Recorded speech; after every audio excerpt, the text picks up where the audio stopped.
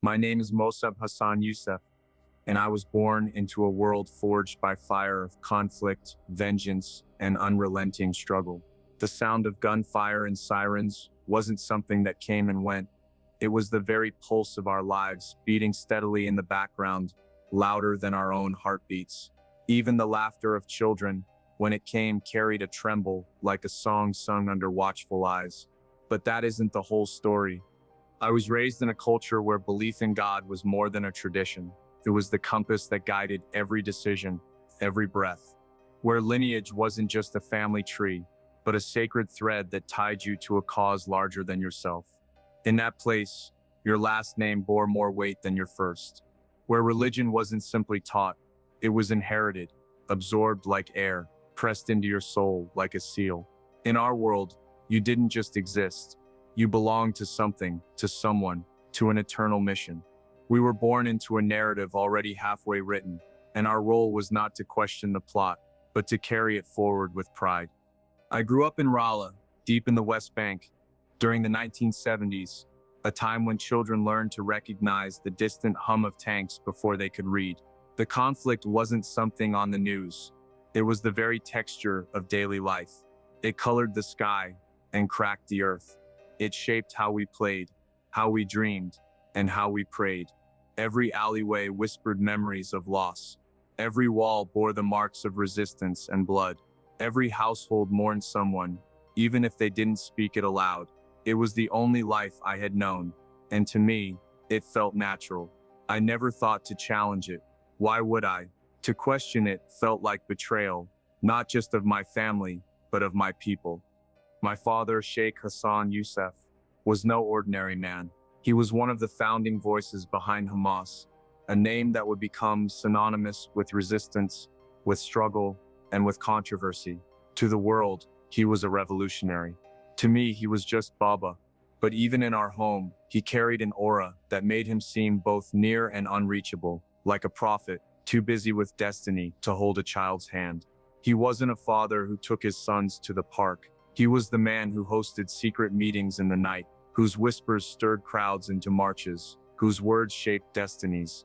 Our house was filled with fire, political passion, strategic whispers, long prayers, and I drank it in like medicine, like it was the only thing that could protect me from the chaos outside our walls.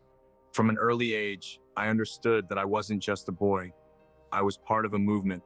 I'd sit quietly, listening to the men around my father debate theology, warfare, honor, and sacrifice. These weren't distant topics. They were the foundations of our dinner table conversations, where others grew up with fairy tales. I grew up with battle plans and scripture. I didn't dream of adventures in faraway lands. I dreamed of liberation, of redemption soaked in the dust of our streets. And I idolized my father. How could I not? He moved people, not just with rhetoric, but with conviction. His voice rang like a battle cry in every street, and his presence demanded reverence. Men bowed their heads around him, not because he asked them to, but because they believed he carried our future in his hands. I was proud to be his son. As I grew older, I didn't simply watch him. I emulated him. I adopted his beliefs, echoed his words, mimicked his decisions. To the boys in my neighborhood, I wasn't just Mose. I was the son of the resistance, the heir to an unspoken legacy. It felt like both a gift and a weight, wrapped tightly around my shoulders. Hamas wasn't just my father's creation. It became my identity, but it wasn't all fire and glory. There were nights I'd lie awake, not from fear, but from the burden of expectation. I was expected to carry a torch that had already burned many to ash, expected to be brave, unwavering, ruthless when necessary. It wasn't a request, it was inherited duty, etched into me long before I understood its meaning. I believed wholeheartedly. Everything around me reinforced that belief: sermons, stories, even songs. We were told that our mission was divinely sanctioned, that every act of struggle was a step toward freedom, that every drop of blood spilled brought us closer to justice. We were living out scripture in the streets. My father never once suggested there was another way. Our land, our honor, our God, he'd say. Not as a slogan, but as a prayer. And I believed him. With a child's certainty, and a soldier's pride. But belief has its limits, especially when it comes face to face with reality. As the years passed, the violence intensified. Friends I had grown up with were buried. Families I knew were shattered.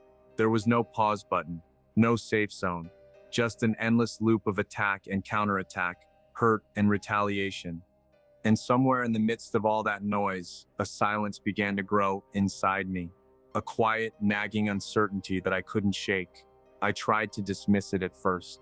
I buried myself deeper in duty, organizing, speaking, leading. I kept my questions locked away where no one could hear them. But doubts don't die easily. I remember the look in my mother's eyes one day after a bombing. She didn't cry. She just sat there, staring at the radio. And I remember thinking, is this what victory looks like? It was subtle, but that question lodged itself in my soul like a thorn. And soon the cracks in my armor widened. I started noticing things I had once ignored. The trembling hands of an old man whose home had just been destroyed. The hollow eyes of a child who had lost both parents in an airstrike. The confusion in the face of an Israeli soldier who looked barely older than me. They had faces, names, dreams, just like us. And that realization changed everything. I began to understand that this wasn't a war of light against darkness. It was a war between wounded people, both blinded by pain. And in that space between us and them, truth was gasping for air. I started avoiding the meetings. I no longer rushed to defend every action of our group. My father noticed. "Are you losing faith?" he asked one night. I shook my head, lying. "No, Baba, I'm just tired." But it was more than fatigue. I was waking up. I began secretly reading books from both sides, talking to people I wasn't supposed to talk to. I even met with an Israeli journalist once, just to hear their story. I wanted to know what the other side of the wall looked like, what their children feared, what their parents prayed for. It didn't make me love my people less. It made me love humanity more. But such a change doesn't come without a cost. The day I openly criticized a planned attack, one of my cousins pulled me aside. "Be careful, Mossab," he said. "Even you have lines you're not allowed to cross." He wasn't threatening me. He was warning me, with sorrow in his voice. I knew then that my journey was no longer one of following. It was one of choosing to walk a path that neither side might understand, choosing truth, even when it meant betraying a legacy, choosing love over vengeance, even if it left me alone. I wish I could tell you, I made that choice boldly, with fire in my eyes and courage in my chest. But the truth is, I made it trembling, because the weight of betraying everything you've ever known can crush you. Still, I chose, and that choice changed the course of my life. But I'll save that story for another time. What I want you to understand is this. My father was not just a man, he was a monument, and growing up in his shadow, I believed I was carved from the same stone. Hamas wasn't just a political group to us, it was the embodiment of the fight for justice, for freedom, for the land that we believed was rightfully ours. I never questioned his beliefs. In truth, I clung to them with everything I had. Hamas, their vision, their methods, their unwavering resolve, all of it made perfect sense to me then. I didn't just understand it, I embraced it. As a boy, I accepted my place in it. I was part of something far bigger than myself, something that had existed before I was born and would continue long after I was gone. That was just how life was. It didn't feel strange. It felt inevitable. Back then, I never once wondered why my father, or any of the men around him, chose to fight so relentlessly. I never stopped to ask why violence always seemed to be the answer. Questions like that weren't encouraged. They weren't necessary. In our home, my father's convictions were law. Hamas's mission was sacred, and those truths became my own. And so I followed. I was proud of my father, proud to be his son, proud to inherit his burden. He wasn't just the man who raised me. He was a leader, a voice that carried through the streets of our town, a symbol of defiance wrapped in righteous fire. His work was for something larger than any one of us. He didn't chase glory. He pursued justice, and I followed him into the shadows of that pursuit. The ideals of Hamas, the struggle for Palestine's liberation, the thirst for justice. They became my language, my culture, my compass. My father didn't simply introduce me to Hamas. He embedded it into my very existence. It wasn't just a group, it was a worldview, one that seemed to answer every question with certainty. But there's a truth buried deep in the life of conflict. It consumes everything. The world of struggle doesn't leave room for rest. There are no pauses. There's no safe space to step outside and breathe. From the beginning, violence wasn't just accepted, it was expected, a permanent presence. I remember it clearly, that sense that even the air around us held tension. It was always there, like an unseen pressure pressing on your chest. As a child, I carried fear like a second skin. My family did too. Every knock at the door sent shivers through our bones. Every distant explosion made us flinch. Each sound of boots on concrete outside was enough to halt conversation mid-sentence. It wasn't just about the bombs or the raids. It was the weight of never knowing what was coming. You lived with your heart clenched tight, knowing any moment could be your last. 1 minute you're sipping tea, the next you're running for your life. Life in Palestine during those years wasn't life at all. It was survival, day by day. Night after night, we whispered the same silent question, would tomorrow still find us breathing? That was my childhood. A life built on defiance, soaked in sacrifice, bound by fear. There was no space for hope, no room for reflection. First came survival. Everything else, family, faith, love, was stitched in afterward, if there was room. The fight came first, always. As I grew, my place in that world solidified. I was no longer just the son of a leader. I was being groomed, prepared, forged to carry the vision forward. Hamas wasn't just my father's movement, it was my destiny. My name was already part of the struggle. I was invited to join in their work. In the beginning, the tasks were small, nothing dramatic. Simple assignments that made me feel useful, necessary, like I was stepping into my role. I felt honored, as if I were being handed a sword forged by my ancestors. I carried the name of Hamas like a badge. I was proud to represent their mission, proud to uphold my father's legacy. I believed, with everything in me, that what we were doing was right, that we were protecting the innocent, defending the land, honoring our past. In our world, there was no space for hesitation. Doubt was weakness. This was how things had always been. And so I moved forward, and over time, my responsibilities grew. I became more deeply entrenched. The curtain was pulled back, and I began to see the full extent of Hamas's work. I witnessed the mechanics of strategy, the weight of influence, the complexity of rebellion, and I believed we were shaping the future of Palestine.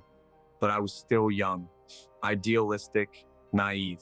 I didn't yet understand the cost. I couldn't see the damage we were leaving in our wake. I only saw the mission, the purpose, the glory. Yet the truth has a way of creeping in, even through the cracks of your strongest convictions. The deeper I went, the more reality pressed against me. I began to notice things, tiny things at first, faces, reactions, the silence after a successful operation, the questions behind the eyes of the men I trusted, and slowly the cracks began to spread. I was approaching a crossroads, the kind you don't see coming until you're already standing there, staring down both paths with your heart in your throat. I never imagined that the very beliefs I held dear would lead me to a choice so impossible, so devastating. In the mid-1990s, everything changed. I was still deeply rooted in Hamas, loyal, dutiful, respected. But then I received a message, an invitation. Really, it came from an unlikely source, Shin Bet, the Israeli intelligence agency. They had been watching me, and they offered something I hadn't considered before. Not money, not protection, but a chance to prevent bloodshed, to save lives. At first, I rejected it. How could I even think about it? Working for the enemy? Betraying my family? My people? It was unthinkable. But they were persistent. They told me something I hadn't expected, that my voice could make a difference, that I could do more good from the shadows than I ever could from the front lines. It was a contradiction, a paradox. The son of Hamas working with Israel? The thought itself was poison. But deep inside, something flickered, a question I hadn't dared ask. What if they were right? I wrestled with that choice for days, nights. The pressure crushed me. But in the end, I chose what felt like the greater good. I agreed I would become a source for Shin Bet. I didn't know what the decision would cost me. My soul, my name, my place in my father's eyes. But I knew this people were dying, and I had the power to stop some of it. From that moment on, I became two people. To my family, I was the same son they had always known. Faithful, committed, loyal. But behind closed doors, I was feeding information to our enemy, walking between two worlds, unsure which one I truly belonged to anymore. Each day became a gamble, each breath a risk. I lived in fear of discovery, not just of death, but of disgrace, of losing everything that had once defined me, and yet I kept going. The more I learned, the harder it became to stay silent. I saw the consequences of our actions more clearly than ever. The violence that I once justified now looked different, brutal, senseless. The pain was no longer abstract. It had names. It had faces. I began to see both sides, truly see them. Their pain, their fear, their losses. There was no justice, only suffering, cycling endlessly between us. I watched friends disappear, saw young boys tortured, men executed, women shattered by grief, and none of it brought peace. None of it moved us forward. And so I asked myself, over and over, what were we doing? Who was this really for? What kind of world were we building? The longer I lived this double life, the more the burden grew. The weight of my choice never left me. I carried it like a shadow, one I couldn't outrun. I had believed so firmly in our righteousness, in our struggle, in our cause. But now, I was seeing the human cost of it all, the way it destroyed not only the lives of those we called our enemies, but the lives of our own people too. The boundaries between right and wrong, good and evil, had started to blur into something almost unrecognizable. What once seemed black and white now lived in a hazy shade of gray. I had been raised, groomed even, to believe that Hamas was the solution to our suffering, that their mission was a sacred duty, a defense of honor and heritage, that every stone thrown, every act of resistance was righteous and necessary. But now, something inside me had shifted. I wasn't so certain anymore. Joining Shin Bet hadn't been an act of rebellion. It wasn't hatred for my people that led me there. It was concern, desperation, a longing to prevent the endless bloodshed I was witnessing. I told myself I could still serve my people, just from another path, perhaps a quieter one, a safer one, a wiser one. But with each passing day working with Israeli intelligence, my assumptions cracked further. I saw things I hadn't been allowed to see before. Pain that had once been invisible to me now stood right in front of my face, raw, bleeding, undeniable. I saw families broken on both sides. I watched children from both nations cry the same tears, grieve the same losses. I saw elderly men whisper the same prayers in different languages, begging for peace in their final years. The illusion of separation began to crumble, and I couldn't ignore the suffering anymore. It wasn't just about Hamas or Israel. It was about the people, about the civilians, mothers clutching lifeless children, young men whose lives had been torn apart before they had even begun. It was about those who had no voice, yet bore the weight of every political decision made without them. That's when the questions began to stir, quiet at first, then louder, then unavoidable. Was this really the truth I'd been raised to believe? Was Hamas fighting for freedom, or fueling a perpetual war machine built on rage and revenge? Were we defenders, or had we become destroyers? The more we fought, the more I felt we lost ourselves. With each death, it seemed we stepped farther away from peace and deeper into a pit of our own making. Hatred had become a currency, and everyone was paying for it, regardless of which flag they waved. And what about me? What was I doing? Really, what was I becoming? I couldn't speak of it openly. The stakes were too high. One word in the wrong place, one misstep, and everything could unravel. I had seen it happen. I had watched as others disappeared in the night, vanished for questioning what we had always accepted. But silence wasn't peace. Every day that I remained part of the machine, every lie I lived, every moment I wore the face of loyalty, while hiding the truth in my heart. I lost a part of myself. Bit by bit, my soul withered. I was no longer just deceiving others. I was slowly betraying everything I had ever believed in. It wasn't only a matter of loyalty to my people anymore. It had become a matter of loyalty to my own conscience. I was being torn apart from the inside. The person I had been, the son, the fighter, the believer, was at war with the man I was becoming. I was caught between two worlds, the familiar comfort of the past and the frightening honesty of the truth. Yet, even in fear, I couldn't unsee what I had seen. Every time I looked into the eyes of a grieving father, every time I heard the wailing of a mother who had lost her child, every time I sat in a meeting and heard strategies that would cost more lives, I knew I was living a lie. I was complicit in something I could no longer defend. This wasn't just about violence. It was about the realization that the world I had believed in was not what I thought it was. Everything I had stood on was shaking. I couldn't return to who I was before, but neither could I move forward without facing what I had become. I was lost, caught in a storm I could no longer outrun. But then in the middle of that storm, something unexpected found its way into my life. It was a Bible. I had always known Christianity from a distance. As a boy, I had been told about it with disdain, as if it were a strange belief for strange people. Christians were always described as outsiders. Their values, their faith, it all seemed foreign, even threatening. But one day, driven by curiosity, or perhaps desperation, I began to read it, quietly, in secret, just to see. And what I found stunned me. It began slowly, a verse here, a passage there. But soon, I found myself captivated, not by doctrine, not by rules, but by something else, something warm, something human, something real. The words didn't just inform me, they pierced me. Jesus wasn't calling for blood or vengeance. He wasn't raising an army. He wasn't planning a rebellion. He was offering peace, forgiveness, love. He said, love your enemies. He said, forgive those who hurt you. He said, turn the other cheek. It was radical, completely contrary to everything I had been taught.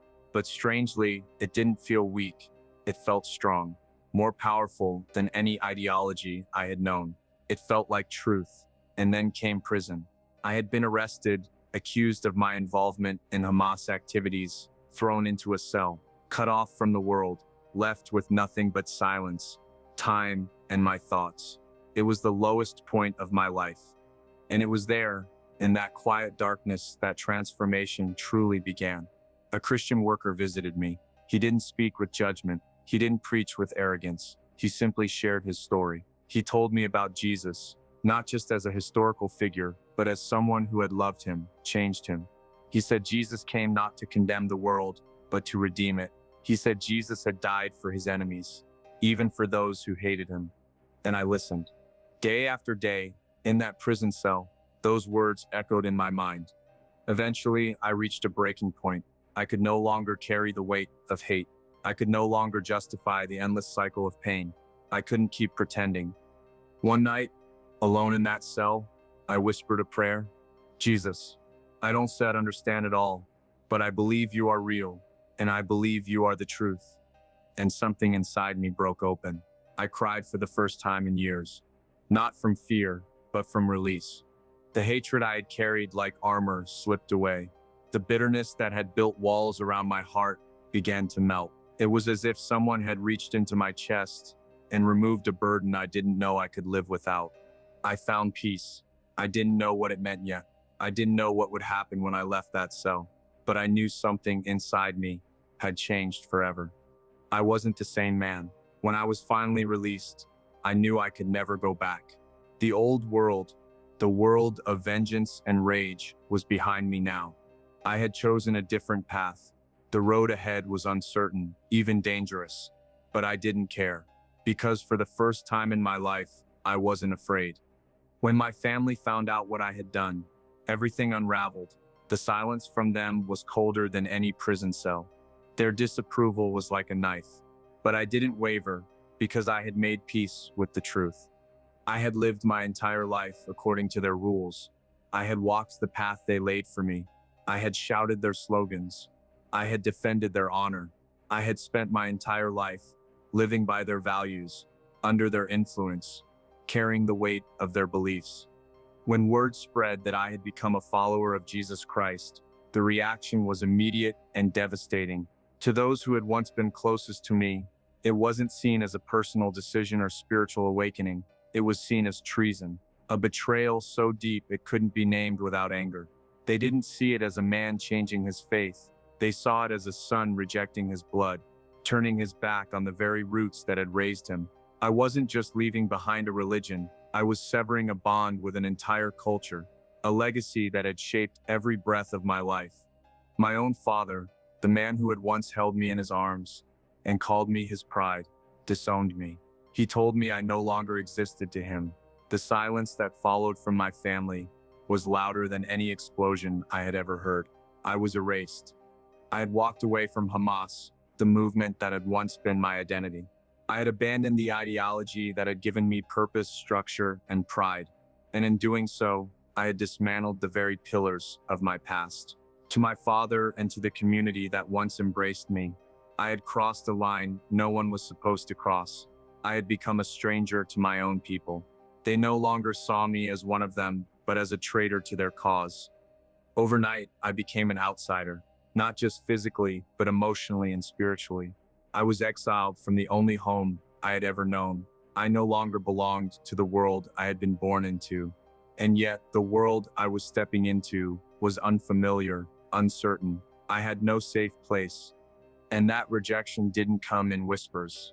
It came with fury, with threats, with the chilling realization that I was now a target, not just ideologically, but literally. I lived under constant threat. Every step outside was a gamble. Every stranger's glance could carry intent. The people who had once laughed with me, shared meals with me, even prayed beside me, now looked at me with contempt. Their words were no longer filled with love, but with venom. I had betrayed the sacred to them, and in their eyes, that betrayal was punishable by death. But amid that storm of hate, something astonishing happened. I discovered peace. It wasn't the kind of peace the world promises, quiet days, calm skies, polite conversations. No, it was deeper than that. This peace came from within. It was unwavering. It was stillness in the center of chaos.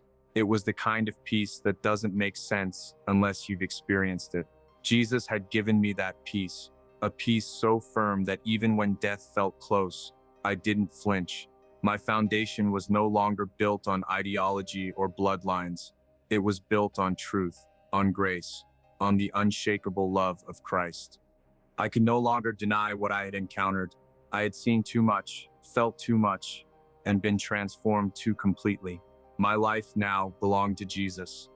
And though the cost was high, rejection, hatred, and isolation, it was a price I willingly paid, because what I had gained was far greater than anything I had lost. Still, the world around me did not relent. My transformation became public. The media twisted my story. They cast me as a coward, a man who had sold his soul. They labeled me as someone who had not only betrayed his father, but betrayed his entire nation. I became a symbol of shame, a name whispered in anger, spat in disgust. Articles were written, interviews were aired, commentators argued about me as though I were no longer human, but a headline, a warning, a wound. But they didn't know my heart. They didn't know the nights I had wept alone, the prayers I had prayed through clenched teeth and trembling hands, the peace I had clung to when everything around me was falling apart. They saw betrayal. I saw redemption. They saw weakness. I saw surrender, not to man, but to God. The world tried to strip me of my dignity, but it couldn't take my faith. And in that truth, I stood unbroken. I was no longer defined by what I had walked away from. I was defined by what I had walked toward, and that was Christ. Yes, I had left Hamas. Yes, I had rejected the legacy of hatred I had once upheld. But I had embraced something far more powerful: love that forgives, grace that restores, and truth that liberates. It wasn't an easy path, and I never pretended it was. My journey from the heart of Hamas to the arms of Jesus was a road paved with suffering, risk, and rejection. I lost everything: status, family, identity. But in that loss, I found something the world cannot offer: eternal peace. I came to learn that the love of God is not theoretical. It's not distant. It's a living, breathing force that transforms everything it touches. I had once lived a life driven by rage, controlled by vengeance, motivated by bitterness. I knew how to hate with conviction. I knew how to justify violence, but I didn't know how to forgive. I didn't know how to love without condition. That changed when I met Jesus. The bitterness I carried melted in his presence. The anger I had clung to like a shield was taken from my hands, and I didn't want it back. I realized I didn't have to fight anymore. Not with weapons, not with pride, not even with fear. I learned the beauty of forgiveness, not as a weakness, but as a strength that breaks cycles, that heals nations, that restores what was broken. Forgiveness, I discovered, wasn't about forgetting the wrongs. It was about releasing the power those wrongs held over me. It was about opening my heart to freedom. The gospel of Jesus Christ showed me that change doesn't come through retaliation. It comes through love. Real, powerful, unshakable love. Hearts can change. Lives can be renewed. And even the most unlikely people can become vessels of peace. I no longer saw people as enemies. I saw them as souls. Souls just as lost as I had once been, just as desperate for truth, just as in need of mercy. And so I tell my story, not to glorify my past, but to testify to my transformation. I want you to know, if God can reach me, he can reach anyone. You may feel far. You may feel too broken, too guilty, too angry to be loved. But I promise you, you're not. There is no distance too great for grace to cross. There is no wound too deep for Christ to heal. You don't have to carry the weight anymore. You don't have to keep pretending to be strong when your soul is crumbling. You don't have to keep fighting a war you don't understand anymore. Jesus offers a new way, a way of peace, of forgiveness, of true identity. I stand before you not as someone who figured it all out, but as someone who was rescued, redeemed, made new. If he could do it for me, a man soaked in anger, lost in ideology, hardened by pain, then he can do it for you too. You don't have to take my word for it. Just open your heart, just ask him. Because once he comes in, everything changes. Thank you for listening to my story. I pray that it touches your hearts, that it gives you the courage to find peace, to forgive, and to seek the truth. No matter where that journey takes you, God's love is real, and it is waiting for you. All you have to do is open your heart to it.